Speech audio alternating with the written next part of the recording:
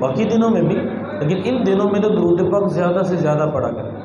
ایک روایت میں چلو کوئی بندہ صرف 100 مرتبہ درود پاک جمعے کے دن پڑھ لے، کتنی مرتبہ؟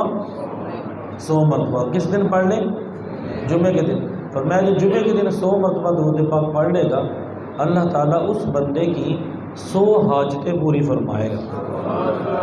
100 حاجتیں، 100 ضروریات، 100 اس کے مسئلے حل ہو جائیں۔ فرمایا ان میں سے 30 حاجتیں دنیا کی اللہ پوری فرمائے گا اور 70 حاجتیں اللہ تعالیٰ آخرت کی پوری فرما دے گا۔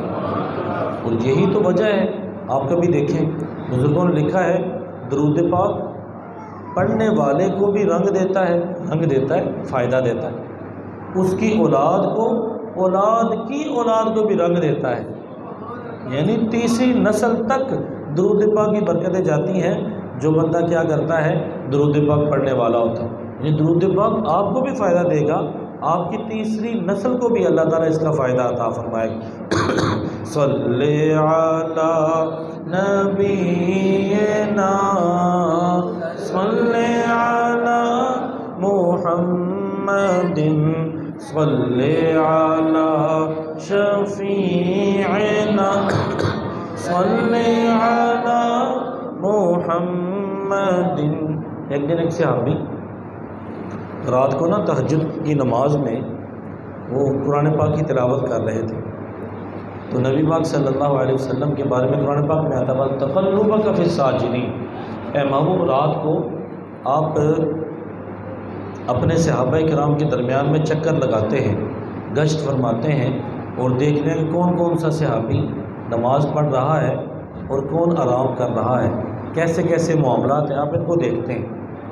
یہاں علامہ محمود آلوسی بغدادی نے 19ویں پارے کی اس آیت کی شرح کرتے ہوئے فرمایا کہ وَتَقَلُّبَكَ فِي السَّاجِدِينَ، نبی پاک علیہ الصلاۃ والسلام جب عام صحابہ کرام کے درمیان میں چلتے تھے، اللہ فرماتا محبوب کوئی دیکھے نہ دیکھے ہم آپ کو اس وقت دیکھ رہے ہوتے تھے۔ میں اس آیت کا ایک مطلب یہ بھی بنتا ہے کہ نبی پاک علیہ الصلاۃ والسلام کا نور پاک آپ کے جتنے والدین تھے، حضرت آدم سے لے کر حضرت عبداللہ تک، حضرت اماں حوا سے لے کر اماں آمینہ رضی اللہ تعالیٰ عنہا تک، آج کوئی ہمارے والدین کا ذکر کرے ہمیں خوشی ہوتی ہے، تو کوئی نبی پاک علیہ السلام کے والدین کا ذکر کرے تو حضور بھی خوش ہوں گے نا۔ ذرا محبت نہ پڑھو، چنگے نصیبہ والی چنگے نصیبہ والی مائی آمینہ، جھولی وچ لال بیٹھی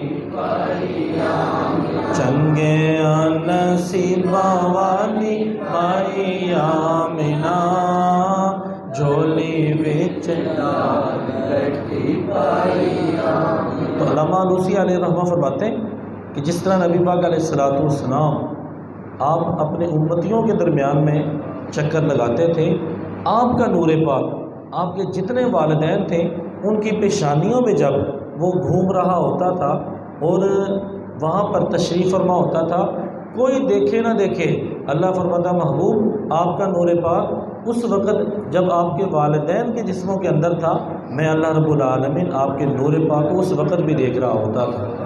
اور پھر ساجدین سجدہ کرنے والے آپ کے جتنے بھی والدین ہیں، نبی پاک علیہ الصلوۃ والسلام کے تمام آباء و امہات، سارے کے سارے والدین مسلمان تھے اور سارے کے سارے سجدے کیا کرتے تھے، نمازیں پڑھا کرتے تھے۔ آج کا کوئی بندہ نبی پاک علیہ الصلوۃ والسلام کے والدین کے خلاف بات کرے، وہ جہنمی آدمی ہے۔ جو نبی پاک علیہ الصلوۃ والسلام کے والدین کے خلاف بات کرے وہ جنت میں کیسے جائے؟ لیکن آج کوئی میری والدہ یا آپ کی والدہ کو کہے کہ یہ جنتی نہیں ہے اور کافر کا لفظ کہے تو ہم تو ناراض ہو جائیں گے، ناراض ہوں گے نہیں ہوں گے؟ بھلا ہم اس کے ساتھ رشتہ داری کریں گے جو ہماری والدہ کو مسلمان نہ کہے، جو ہماری والدہ کی قبر کے اوپر بلڈوزر پھیر دے، ہم اس کے ساتھ رشتہ داری کریں گے؟ وہی مسجد میں جاواں گے؟ دسو نا یار، جاواں گے مسجد انہوں نے گھر جاواں گے اسی؟ تو جنہوں نے نبی پاک علیہ السلام کے والدین کو ایسے کہا ہے نا، ذہن چ رکھے ہو، جس مسجد میں بھی جائے نا تو وہاں پر دیکھا کریں یا رسول اللہ لکھا کہ نہیں لکھا، وہاں الصلاۃ والسلام علیہ یا رسول اللہ اذانوں سے پہلے اذانوں کے بعد ہوتا کہ نہیں ہوتا؟ وہاں کے امام اور خطیب عاشق رسول ہے کہ نہیں؟ اگر تو وہ نا سوکھے سوکھے نکمے سے لوگ ہیں، یا رسول اللہ کہتے نہیں، یا رسول اللہ کہنے والوں کو روکتے ہیں، ایسے لوگوں کی مسجد میں جانا، یہ وہی بدبخت ہیں جو پاکستان کے خلاف باتیں کرتے تھے، ارے پاکستان بنانے کے گناہ میں ہم شریک نہیں ہوئے، پاکستان بنانا گناہ سمجھتے تھے۔ یہ وہی بدبخت ہیں جو ہمارے آقا صلی اللہ علیہ وسلم کو کہتے ہیں ان کو دیوار کے پیچھے کا پتہ نہیں۔ یہ وہی بدبخت ہیں کہ جو یہ کہتے ہیں کہ نبی پاک علیہ السلام کے والدین استغفر اللہ العظیم ان کے اسلام کا انکار کر دیتے ہیں۔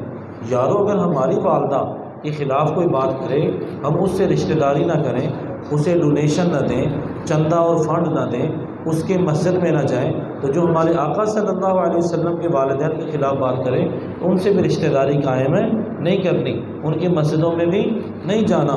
حضور صلی اللہ علیہ وسلم کو اللہ نے شان عطا فرمائی، آپ کے والدین کو بھی اللہ نے شان عطا فرمائی۔ چنگے نصیباں والی جھولی وچ لال بیٹھی۔ اچھا، تو حضور صلی اللہ علیہ وسلم نا ایک دن رات کو تہجد میں اٹھے اور چکر لگا رہے تھے، گشت فرما رہے تھے، معائنہ فرما رہے تھے میرے صحابہ کیا کر۔ ایک صحابی نا قرآن پاک پڑھ رہے تھے اور بڑے نا میٹھے انداز میں، بڑے پیارے انداز میں، حضور کھڑے ہو کر نا ان کا قرآن پاک سنتے رہے، پتہ نہیں کتنی دیر سنتے رہے۔ فجر کی نماز آپ نے پڑھائی تو فجر کے بعد ان کو بلایا، فرمایا تو رات قرآن پاک پڑھتا سی نا پیا تو میں قرآن پاک سنن ڈیا سی، میں تمہارا قرآن سنا تسی سن رہے سو؟ فرمایا ہاں، تم نے قرآن پاک بڑا پیارا پڑھا، جس طرح داؤد علیہ السلام